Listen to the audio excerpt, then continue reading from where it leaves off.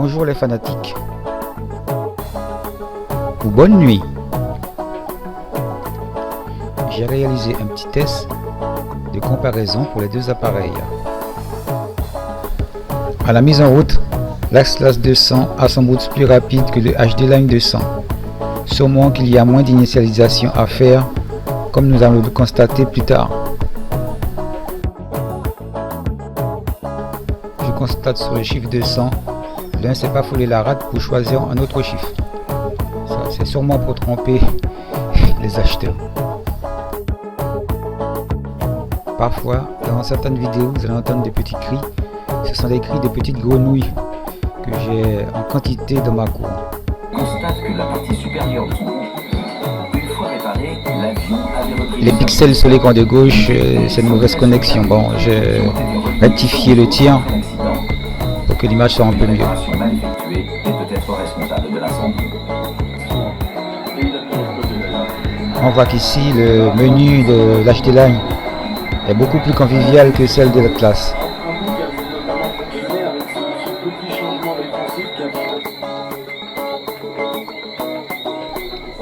Pour faire mes tests, les deux appareils sont branchés sur le même splitter et sur la même parabole.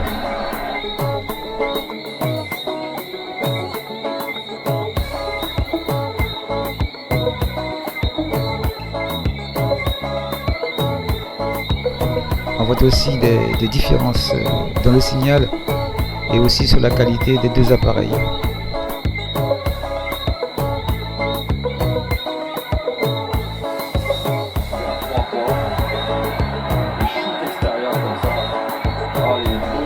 Ici c'est le zapping sur la liste des satellites.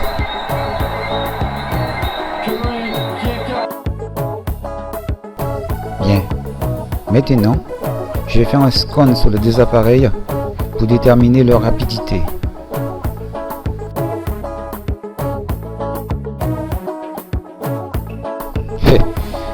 L'avion de l'un est déjà arrivé à l'aéroport, l'autre est toujours dans les airs. Bling bling. Et comme je n'ai pas cru ce que je vois de mes yeux, j'ai fait les tests séparément avec un chronomètre dans les mains.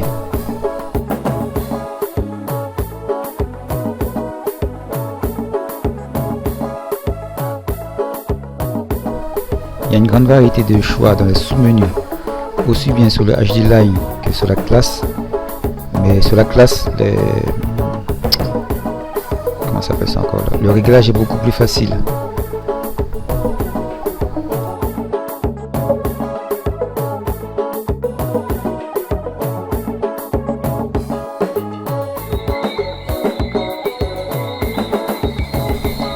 Et sur le HD-Line, le Wi-Fi se connecte sans problème.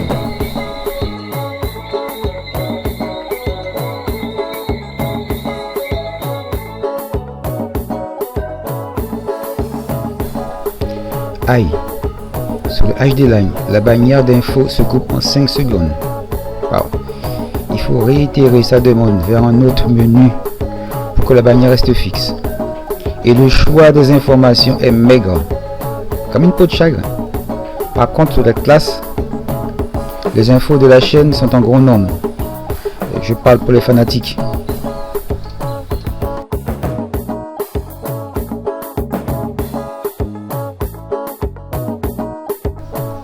L'adresse MAC sur l'HD-Line, j'ai pas vu ça.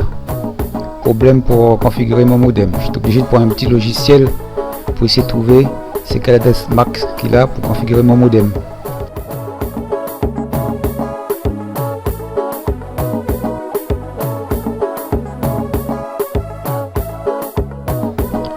Ah, enfin, ici c'est le domaine des fanatiques et c'est très important pour nous.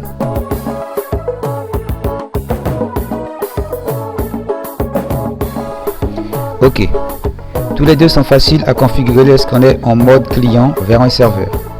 Mais si je veux réaliser le mode serveur proxy pour basculer les clients de mon serveur Linux vers ces appareils, pour prendre les infos des cartes installées, l'Atlas c'est sans problème.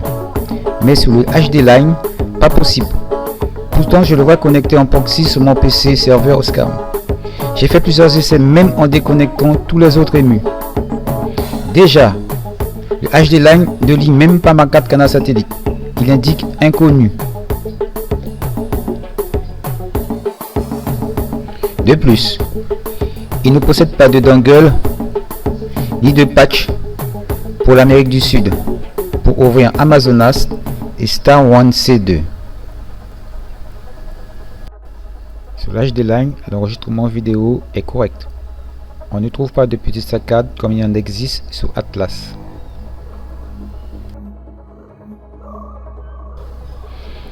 Pour se démarquer de la classe, c'est sûr, la concurrence est rude. Tout le monde veut sa part de gâteau. Le HD Line a introduit une grande variété de menus. Pour les médias, le web média et le web service. Il y a même un menu Gmail. Mais attention, Google peut bloquer ce service. Chez moi, il l'a vu comme intrus. Il faut aller d'abord paramétrer dans votre Google Mail une nouvelle modification d'ouverture de votre compte. Alors, c'est sûr, ici on peut faire joujou avec le IPTV. Bon, ceux-ci ils sont gratuits pour moi. Les YouTube, les DLNA, enfin toute la série de médias et de web services. Au fait, il me manque le web média là, que les amateurs de chair aiment. Je parle pour ceux qui savent.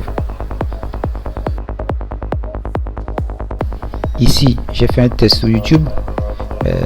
À la maison, il y a plusieurs personnes qui utilisent ma ligne internet. Il y a qui est pour les jeux sur YouTube.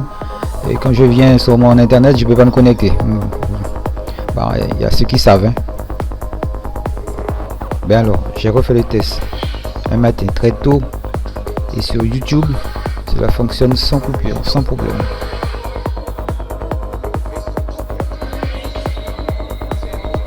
On m'a dit d'une fois que la team d'Atlas ne veut pas introduire du web média, mais jouer sur la qualité de leur réseau d'écoutage et leurs services rendus aux acheteurs. Ça c'est bien. Et il me semble que le portable de téléphone, leur fonction c'est bien de faire du téléphone. Et aujourd'hui on constate les nombreux services introduits. Car quand la concurrence s'en mêle, il faut parfois réagir. Car on ne sait jamais dans l'avenir.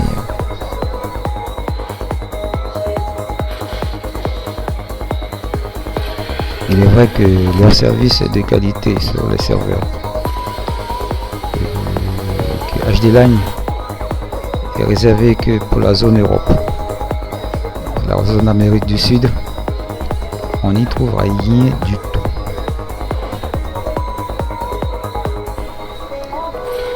Dans un avenir peut-être, l'espoir fait vivre.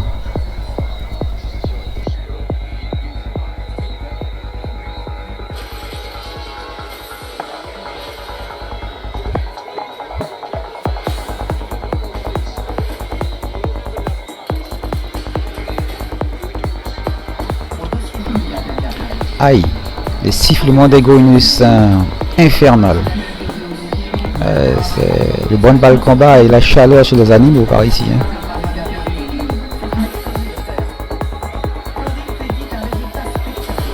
Et on note une petite différence de couleur sur les deux écrans. C'est sûr, j'ai une télé qui date de plus de 5 ans, c'est une Panasonic. Et j'ai pas eu le temps de faire tous les réglages nécessaires de couleur. Bon, on fait avec.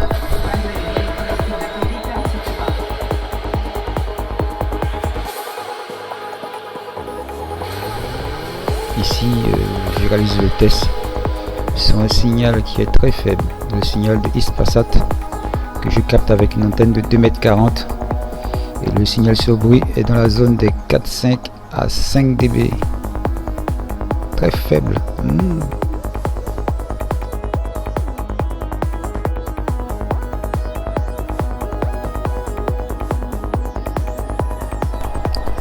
Au fait, c'est sûr, plus le signal est faible pour un fanatique, plus on adore.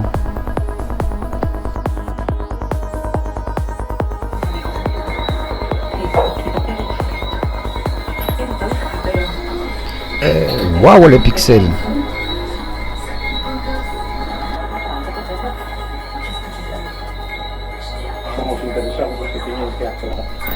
Et oui, cela dépend du tuner que l'on a. et aussi des appareils. J'ai déjà vu des appareils qui me les donnent l'image d'Ispasat sans coupure et sans pixels. Et ils ont leur prix.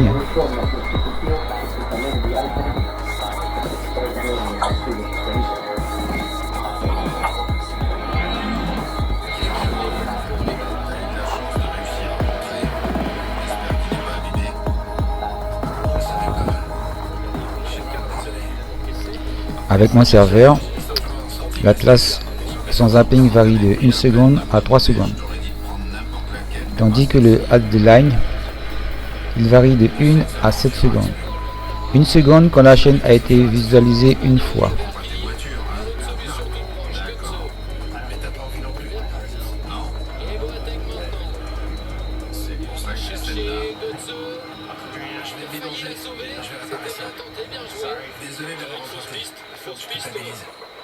Je me sentais extrêmement mal quand j'ai pas baisé.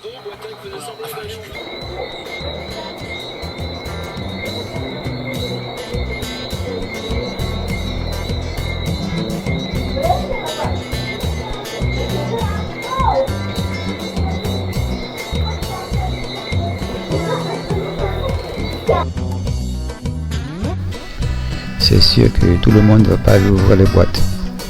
Et du fait de la garantie aussi. Une belle petite différence sur la face avant des boîtiers. On note sur l'Atlas la qualité de fabrication. Son aligne 12 volts.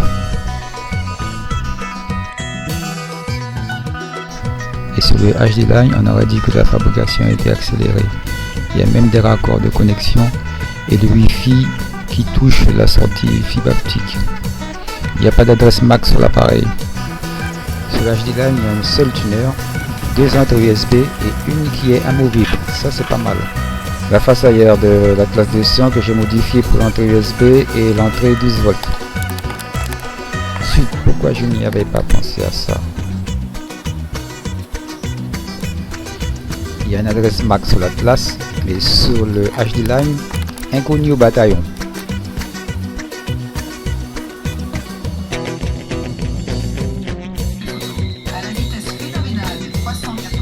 Sans commentaire sur les télécommandes.